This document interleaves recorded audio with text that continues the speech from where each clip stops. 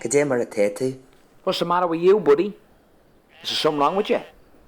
You alright? Tá make fool man changa. Is me sha Aaron a Gaeltach to Joe McHugh. Could you mar a tattoo? Look, I don't want to be rude, but what are you talking about? Just don't be wrecking me head, alright? I'm only here as part of me parole, yeah? Ach I'm will to ag smuinov a changa Gaelge.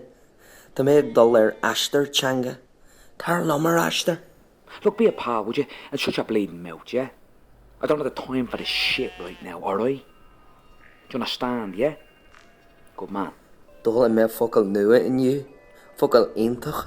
Did you not hear me? I don't have the time for this. I'm under a lot of pressure at the moment, yeah? Smugger Larone. Shun jellyfish. What the f*** are you talking about, jellyfish? Smugger Larone. Just try it. Smugger Larone. Smuggler f***ing moan. Are you happy now, yeah? Smugger Larone.